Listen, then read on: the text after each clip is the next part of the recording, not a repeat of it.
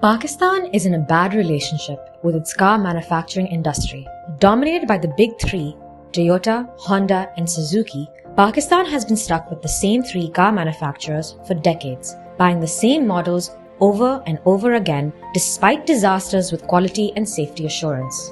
But like any bad habit, the big three are hard to drop, and many tries by other car manufacturers, including Korean and French, have failed to win over the Pakistani market. Now, a number of Chinese car manufacturers claim they're on the verge of breaking the back of Pakistan's car manufacturing triad. The problem? Nobody trusts Chinese cars. For all the talk of higher than the Himalayas and deeper than the ocean, stronger than steel, Chinese products have a reputation for cheapness in Pakistan. And while people bite the bullet when it comes to things like batteries and shoes, cars are a different beast. Consumer sentiments are different when it comes to cars. When you're buying a car, it is a decision that is about more than practicality. Cars are a status symbol and ridiculously expensive in Pakistan because of the big three. This means when you buy one, you want some oomph to go with it. Will the Chinese car manufacturers looking to break into Pakistan beat out the big three? Don't bet on it. Shahab Umar and Abdullah Niazi report. A house of one's own and a Toyota Corolla or a Honda Civic at the end of a salaried career is the height of upper middle class aspirations in Pakistan. This is despite both these cars not providing any safety guarantees or quality assurance, with airbags in no cars other than the very top of the line models. Pakistan's relationship with the big three is one of can't live with them and can't live without them. There was, for a brief moment until a couple of years ago, the chance that the refurbished Japanese cars market was looking to threaten big three sales. People were so sick of the big three's tactics that they would rather buy spruced up used cars driven in Japan rather than buy their own boxes on wheels. This, however, did not last long because the incumbent government was quick to curb imports to fix the balance of payments. This meant that the big three were untouchable.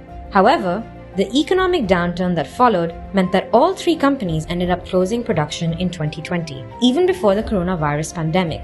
This has emboldened the Chinese manufacturers that they now feel they have a shot. Companies such as Sazgar, BAIC, and United Motors say that China is producing the best cars in the world and at a cheaper rate than what the big three are offering.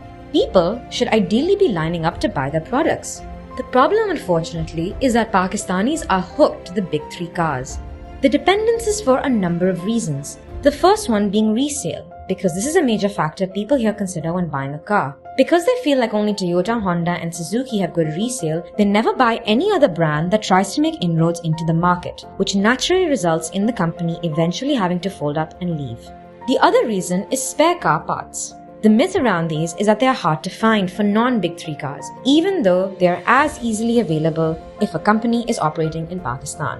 What are Chinese companies doing to counter this? Well, they are offering bigger and better cars at lower rates. You see, along with the big three obsession, there's also a Land Cruiser SUV fetishization that exists in the Pakistani car market. So what companies like Sazgar, BAIC, and Kia are trying to do is introduce SUVs in the price range of sedans that the big three are selling.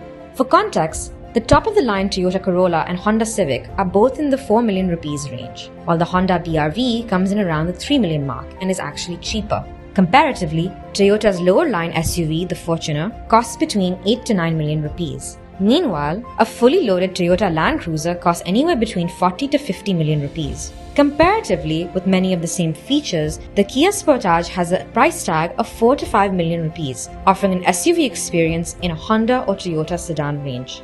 That is the market Chinese companies will be looking for, people wanting to buy SUVs in sedan range. The hope is that offering better cars for cheaper will convince people to buy them. On paper, this makes sense, but practically, it is harder to change opinions that are so strongly and deeply entrenched, which means the Chinese car companies are going to have a lot of work to do to kick their bad reputation.